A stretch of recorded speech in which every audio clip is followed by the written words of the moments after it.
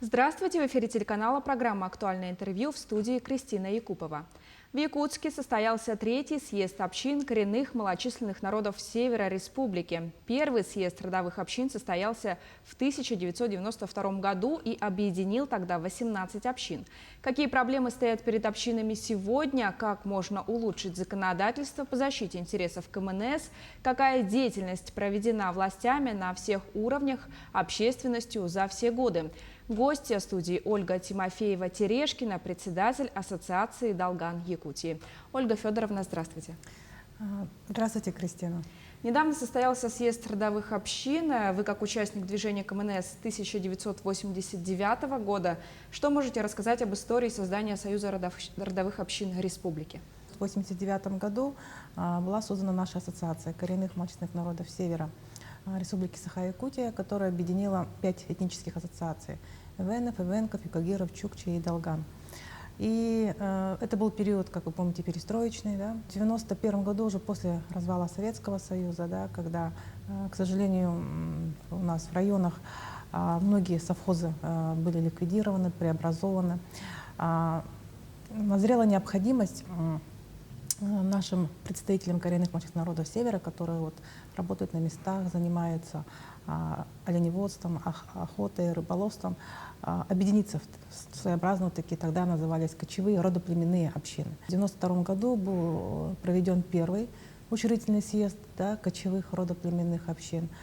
Это в соответствии с нашим республиканским законодательством. Тогда на федеральном уровне как такого вообще, то есть не было еще понимания у законодателей, да, кто такие общины, для чего они нужны. Глубокая проблема, он в целом как таковой, вот, по большому счету, не решен на тот период, да, то есть мы понимали, что для чего нужна община.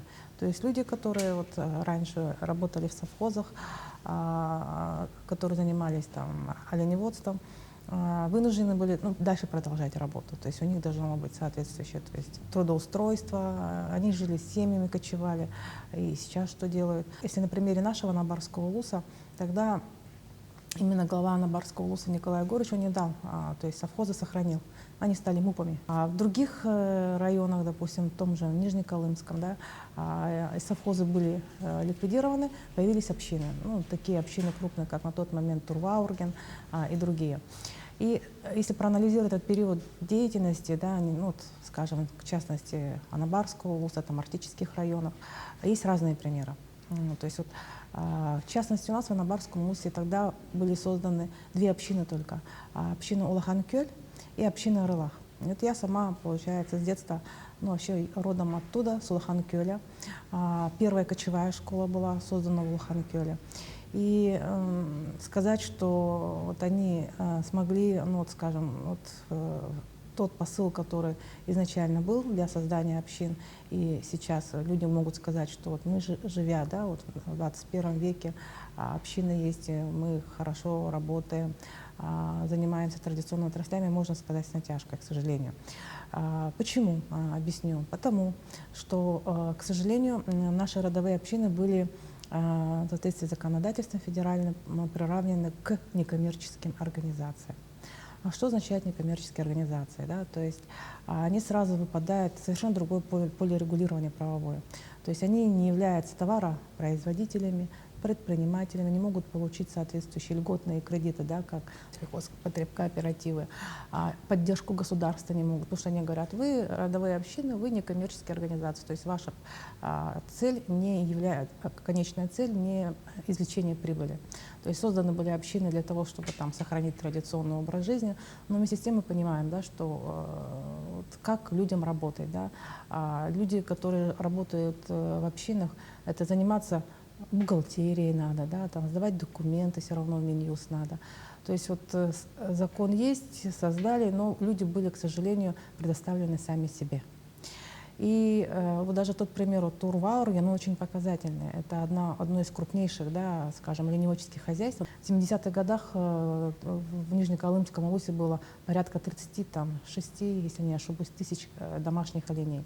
И именно это был совхоз Турваурген. И они вынуждены были, к сожалению, из родовой общины переоформить себя уже в СХПК.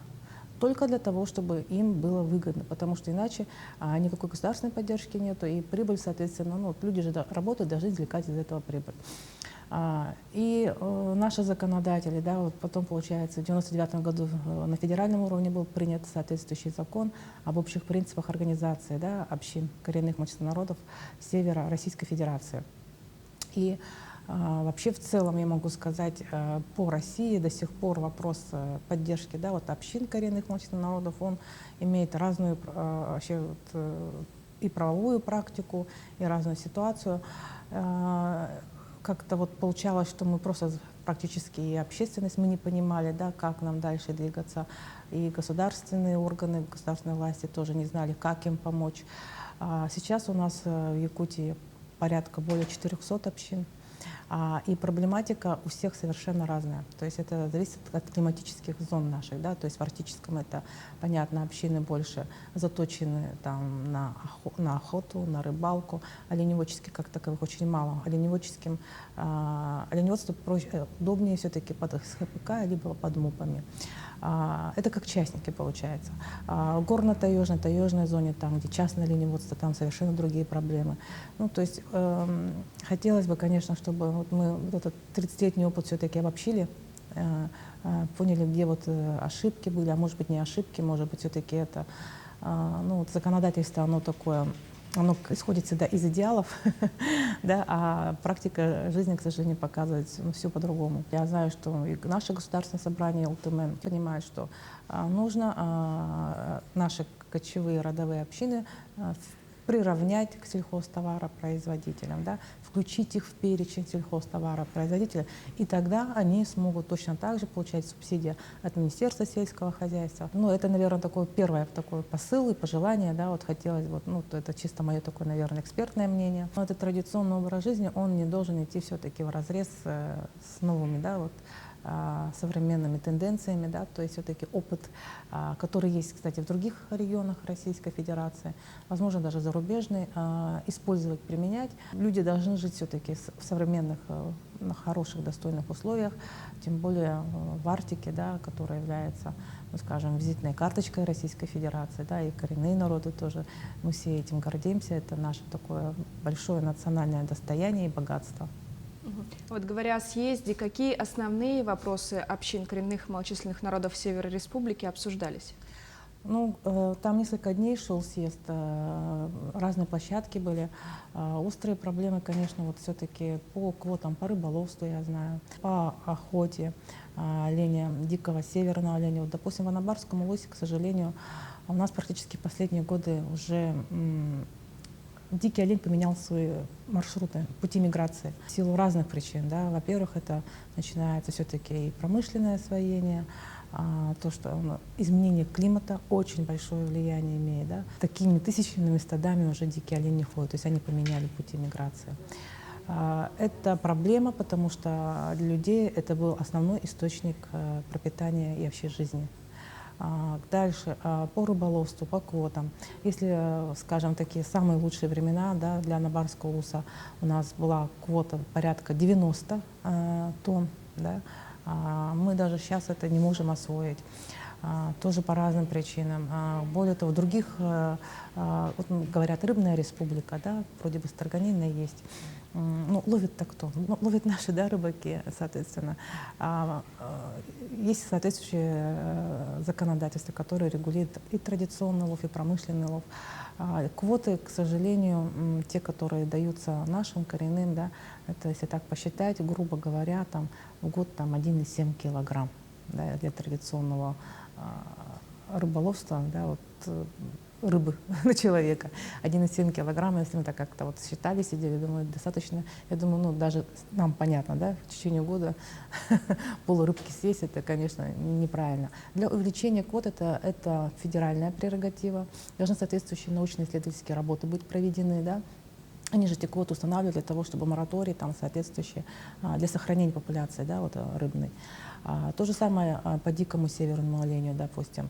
Говорят, вот нельзя там превышать там стада оленей определенное количество, оленеемкость типа пастбищ очень маленькая. Но надо проводить соответствующие исследования этих оленеемкость пастбищ, потому что последние, которые проводили в Якутии научные исследования, это были еще в советское время. Вот этот комплекс проблем, он, конечно, это все-таки наука, да, власть и общественность, законодатели, они должны идти вместе, видеть вместе и решать, наверное, совместно все эти вопросы, для того, чтобы в целом все-таки община — это и образ жизни, и наши традиции, это и трудоустройство, это и перспективы такие. Какие общины были представлены на съезде из Анабарского улуса? Ну, на съезде были представлены, к сожалению, только две общины. Наша община Уджа и Бекичев. Вот, кстати, Бекичев община — это один из таких, наверное, положительных примеров. Одна из первых, в том числе в Анабарском улусе. У них там свое стадо оленей, они занимаются и рыболовством. Они выжили в это сложное такое время финансовое. Ну, и управление хорошее, да, то есть они сбывают продукцию, а алмазы, как добывающие компании, помогают сбывать. Плюс они сбывают продукцию, свою рыбную продукцию, да, то есть тоже идет соответствующая такая, ну, торговые отношения соответствующие. Поэтому они самостоятельные, в отличие от других, да, которые там Уджа, Арылах. Ну, у нас в Анабарском улусе где-то порядка, наверное, сейчас около 10 общин, но я думаю, что сейчас время настало такое, которое как раз и для продовольственной безопасности.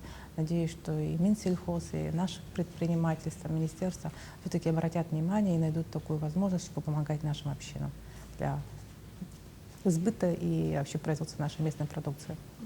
И последний вопрос. Как вы видите развитие традиционного природопользования КМНС в арктических улусах? Должна быть, во-первых, на законодательном уровне решить все-таки вопрос, да, приравнять к сельхозтоваропроизводителям, дать возможность нашим общинам зарабатывать, да, деньги, соответственно.